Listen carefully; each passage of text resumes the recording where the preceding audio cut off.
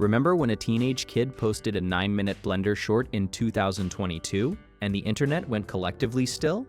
That experiment became an A24 feature, and every frame hides details most viewers missed. Completely. Today we're counting down 15 hidden details you completely missed about Backrooms. Number 15. Look closely at Clark's store in the film, the "Everything Must Go" clearance signs plastered across the windows. These 70% off tags, the pirate decor slowly losing its appeal. It all feels like generic set dressing for a failing small business. Here is the thing, it is not. The original Backrooms image, the one that launched the entire mythology, was a photograph taken inside an Oshkosh, Wisconsin location, transitioning from a furniture store called Roner's Home Furnishings into a Hobbytown franchise. The photo captured a room mid-clearance, that specific quality of a space that used to mean something and was slowly becoming something else. Kane Parsons cited those original Wisconsin furniture store photos directly in a Screen Rant interview as a driving inspiration for Clark's profession. Chiwetel Ejiofor is not playing an incidentally failing businessman. He is playing a version of the human context behind the very first Backrooms image anyone ever saw. The mythology started in a clearing-out furniture store, and Parsons embedded that fact into the DNA of his lead character before the story even begins. Think about that. Every "Everything Must Go" sale tag in Clark's window is the film announcing its own ancestry. The store is already halfway to becoming something else before Clark no-clips into anything. And once he does arrive, the Backrooms immediately begins copying what it finds. Number 14. There is a moment in the official trailer where Clark delivers a line that sounds like philosophical horror and turns out to be a technical specification. He says, "This place builds them, more like it remembers them." And the more times it remembers something, the less it does. That line is not exposition. It is a visual instruction for how to watch the film. A stretched, degraded photograph of Beauvalin Beach on Mahé Island in the Seychelles appears as wall decor inside the complex. The exact decor piece visible in Clark's real store, now warped and fading around the edges. The Backrooms has been holding on to that mural, and it is losing the details the same way a photocopy of a photocopy loses resolution. Kane Parsons told The Hollywood Reporter at CCXP Mexico that the production team ran 50 wallpaper tests to calibrate the exact shade of yellow, and A24 built 30,000 square feet of actual Backrooms set that people were reportedly getting lost inside. The beach mural did not appear in that set by accident. A24 replicated the room precisely at their Burbank Into the Backrooms pop-up experience, so audiences could stand inside it before the film released. Every worn, degraded object in the complex can be cross-referenced back to something specific in Clark's store. The rooms are not decorating themselves, they are remembering, and that memory extends to the sounds coming out of the walls. Number 13. In the official trailer, Clark approaches a strange cardboard figure standing alone in a corridor, and garbled voices speaking multiple languages drift from a ceiling speaker. Most viewers register it as ambient horror atmosphere and move on. Stop there and listen more closely.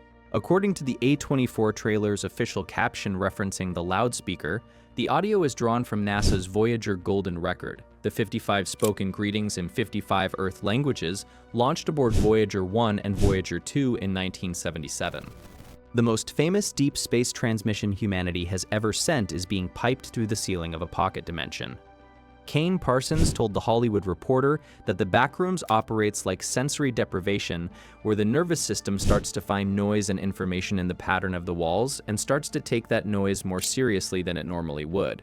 It opens its threshold of what it's willing to accept. That context transforms the intercom completely. Async, the in-universe research organization, is not just observing the Backrooms. They are broadcasting, and the question the Voyager audio raises is, what were they hoping would answer?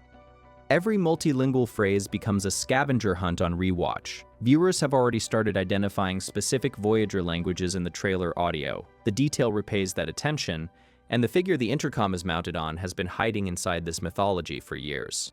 Number 12. The cardboard figure Clark cautiously approaches in the corridor is not set decoration chosen for vague creepiness. The chest-mounted device on the caveman cutout has been specifically identified by fans as a Markham IS-401B intercom unit, complete with labeled "Talk, Listen, Door" buttons. The same figure and device appeared in Kane Parsons' Found Footage YouTube series in a sequence featuring a character named Ravi.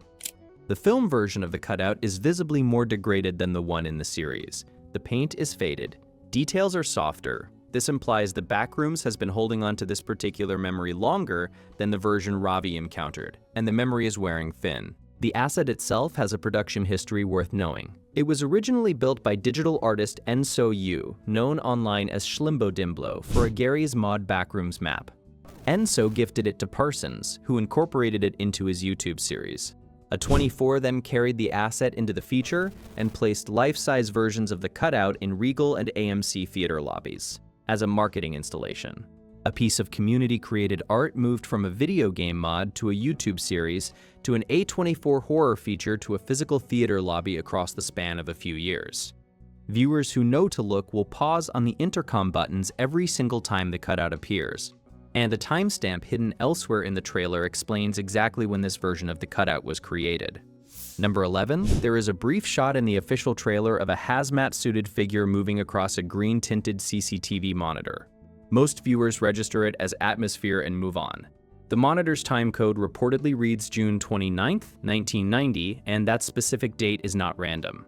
In Kane Parsons' YouTube series, Static Dead End is dated in universe to May 29, 1990, and represents one of the most significant async investigation failures on record. The film's CCTV timestamp places it exactly 1 month after that event. This is not a reboot, it is a direct continuation. Parsons confirmed this explicitly at CCXP Mexico. He told the audience he calls the space the complex in the film and in my series, and stated that the way I build all the backrooms, the way we compose each of these frames, there's a very strict logic. That logic includes the calendar. Here is the layer most viewers will miss entirely. The film's theatrical release date is May 29, 2026. The in-universe Static Dead End investigation happened on May 29, 1990. A24 and Parsons chose a release date that is the 36-year real-world anniversary of the worst day in async's fictional history. Viewers who know the series walk into the theater on the anniversary of the event the film narratively follows. Every clock, monitor, and timestamp in the film is now a lore coordinate worth pausing on, and the production's own clapperboard hides a second code pointing to the same timeline.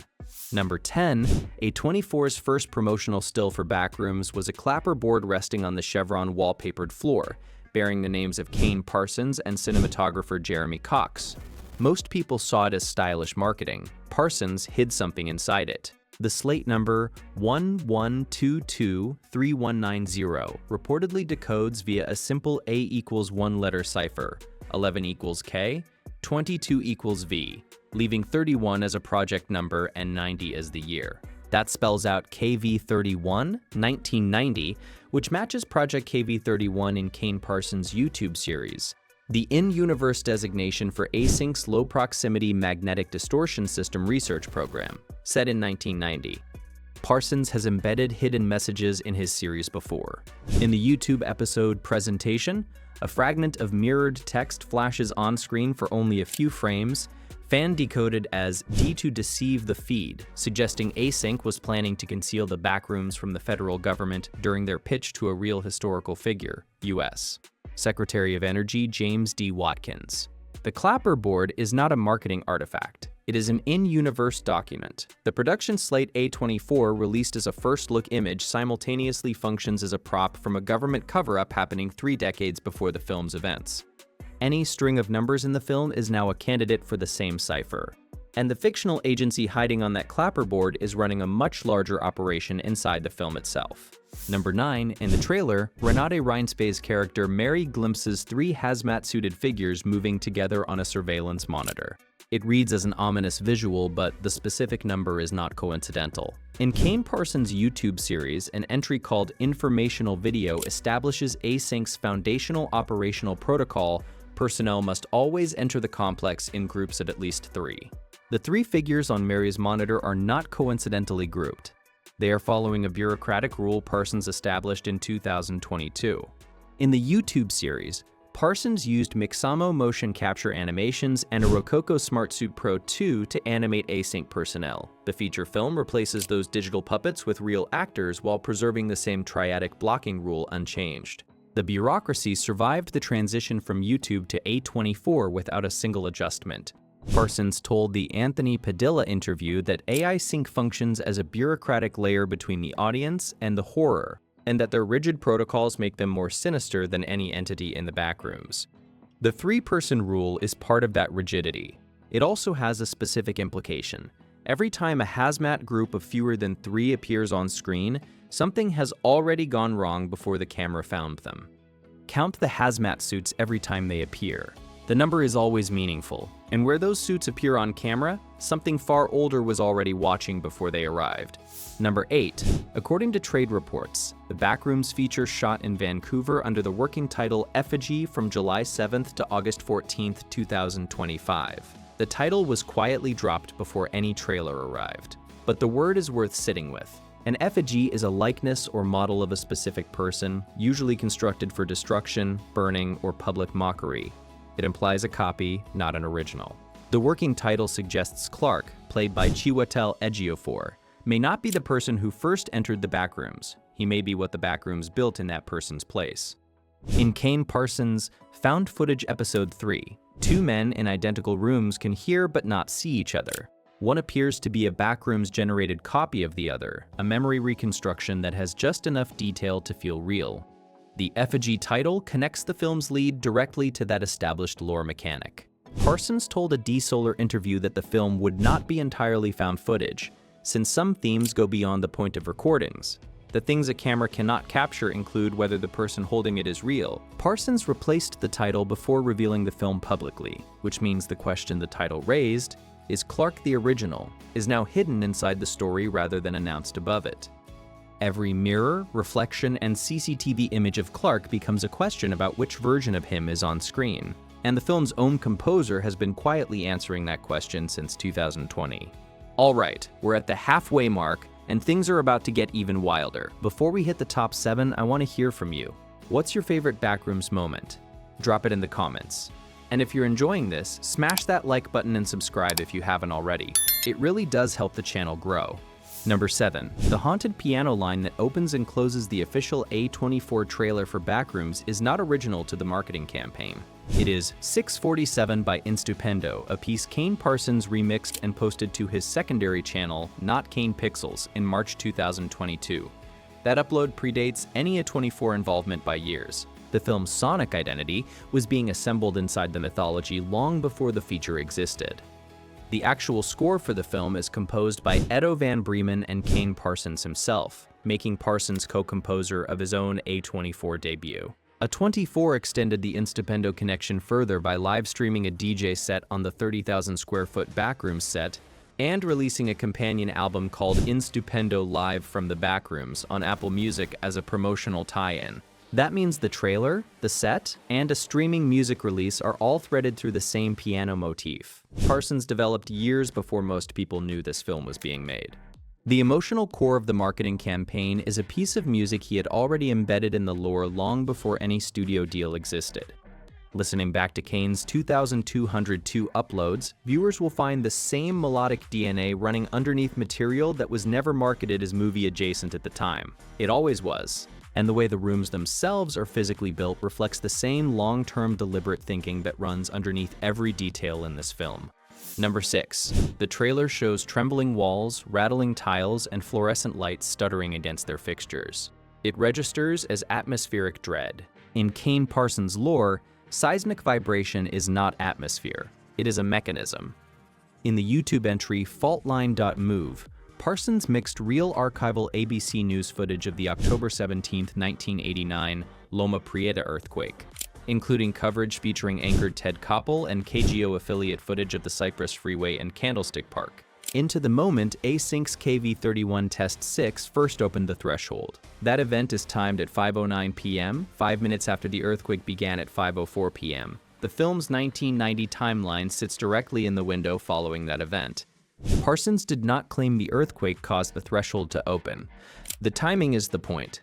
The Backrooms operates through proximity and resonance, and a magnitude 6.9 seismic event shaking the same moment Async ran its most significant test is the kind of coincidence that the Backrooms mythology treats as a signal rather than noise. Parsons built his entire analog horror aesthetic on grounding fictional horror in real broadcast history, using real news footage of real disasters as evidence that the in-universe events were happening alongside documented reality. The technique makes the lore feel verifiable rather than invented. Any vibration in the film is lore, not mood. And the biggest cover-up connected to that earthquake is hiding in the film's trailer as a therapist who appears. At minimum, professionally skeptical of Clark's experiences, she is presented as the grounded person in a story where Clark is clearly not. A single freeze frame in the trailer dismantles that framing completely. In one rapid shot, a print advertisement for a book titled The Window Within by Dr. Mary Klein is visible in the background. The ad's bullet points reportedly reference null zones, the specific term async uses for clippable threshold points in Kane Parsons' YouTube series. Mary was not discovering the Backrooms through Clark's testimony. She was already writing about them. Parsons and A24 extended this detail into a full alternate reality game. The In-Universe book received a fictional bookstore signing embedded in a simulated South Bay Bulletin Board archive site accessible via a fax number hidden in the Captain Clark's In-Universe commercial. The A24 marketing infrastructure built an entire fake publication history for a book that appears in a background prop for under a second. If Mary already knew what null zones are, her therapeutic skepticism is not genuine doubt. It is performance. Every scene between Clark and Mary recontextualizes as something closer to a controlled interview than a therapy session. Renate Reinsve is not playing the grounded one. She is playing the one who already has all the information. And the organization she may be connected to has been hiding a government secret since 1990. Number 4.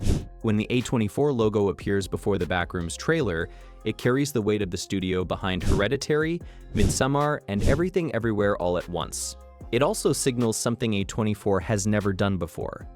Kane Parsons was reportedly 18 years old when he began developing the Backrooms feature with A23, and approximately 20 years old at the time of the film's scheduled May 29, 2026 release, making him A24's youngest feature director. Per The Hollywood Reporter at CCXP Mexico, he is credited as writer, director, and co-composer of his own debut. During production, Parsons praised Osgood Perkins, director of The Substance and Longlegs, as a great mentor figure on set, per a Yahoo interview. The studio built him a 30,000 square foot practical set that people were reportedly getting lost inside, and cast Chiwetel Ejiofor and Renate Reinsve as his leads. The career arc is its own kind of hidden detail. A teenager who taught himself Blender to make a found footage short for YouTube is now directing a feature with a major studio budget, a cast of established international actors, and a set larger than most production companies build for established directors. Looking at the visual confidence of the film's set design, the precision of the yellow, the geometry of the corridors, it reads differently once you know that design came from someone who was 18 when he crossed over. Number 3. The corridors in the Backrooms trailer recede with a geometry that feels almost correct. The yellow is precise enough to be unsettling. The set communicates a kind of tactile wrongness that pure CGI backgrounds rarely achieve. That quality was a deliberate production philosophy.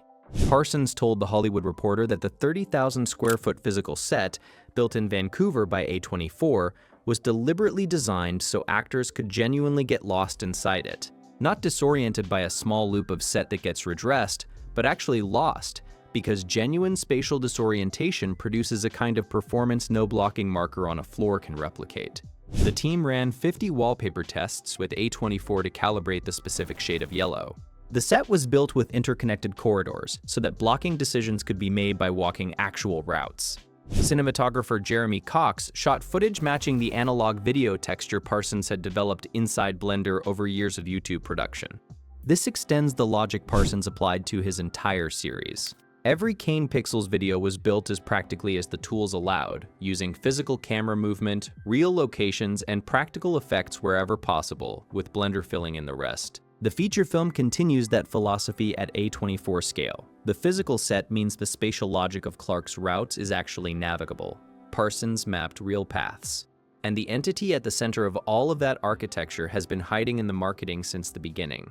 Number 2. A24 and Kane Parsons chose May 29, 2026 as the theatrical release date for Backrooms. In the universe of Kane Parsons' YouTube series, May 29, 1990 is the in-universe date of Static Dead End, which represents one of the most significant documented async investigation failures in the series timeline. The CCTV timestamp visible in the official trailer reads June 29, 1990, exactly 1 month after that event. The film's release date is the 36-year real-world anniversary of the in-universe event it narratively follows. Parsons has not publicly confirmed the release date was chosen for this reason, but the alignment between the series' documented in-universe chronology and A24's announcement has been noted by The Hollywood Reporter and fan analysts. And the trailer's CCTV timestamp confirms the 1990 timeframe is intentional. For any viewer who knows Parsons' YouTube series well enough to have the static dead-end date memorized, buying a ticket for May 29th means arriving at the theater on the anniversary of the worst day in Async's history. The last frame of the trailer's CCTV monitor reads June 2009. If the film's final scene takes place on that date, the movie ends on the last confirmed moment of documented async activity before the cover-up Parsons encoded into presentation went into full effect. And the cover-up that started that day is the real subject of everything in this countdown. Number 1. In the YouTube episode Presentation, dated in-universe to May 8, 1990, Kane Parsons hit a fragment of mirrored text that flashes on screen for only a few frames. Slowing the video down reveals the text reads, "D to deceive the feed," decoded by fans as Async preparing to deceive the federal government during their pitch to a real historical figure, U.S. Secretary of Energy James D. Watkins. That message was placed inside a YouTube video in 2022. It predetermines the entire geopolitical subtext of the 2026 A24 film. Async, the organization running hazmat trios through the corridors, broadcasting Voyager golden record greetings through intercoms, and potentially directing Mary's conversations with Clark, was conducting an active cover-up of the Backrooms' existence from American federal authorities at the precise moment the film's timeline begins. Parsons has confirmed in multiple interviews that Ivan Beck, Async's never-seen vice director, is simultaneously the closest figure to a protagonist and the closest figure to a central antagonist in his YouTube series. Beck does not appear on camera anywhere in that series. Whether he appears in the film is unconfirmed. The hazmat suits, the surveillance monitors, the Voyager broadcasts, and the book with null zone bullet points are all threads in a cover-up that predates Clark by 30 years.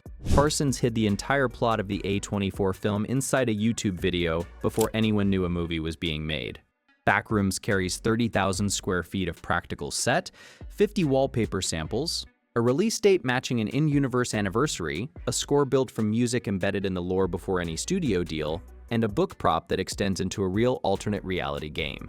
Parsons made every decision deliberately, as A24's youngest feature director. The mythology started with a Wisconsin furniture store photo. It became a Blender short, then a YouTube series layered with hidden ciphers, then a film where the marketing, the slate, and the release date all tell the same story. If this video surprised you, drop your favorite fact in the comments. Like, subscribe, and share this with someone who loves this movie as much as you do. And as always, don't move, stay still. We'll see you next time.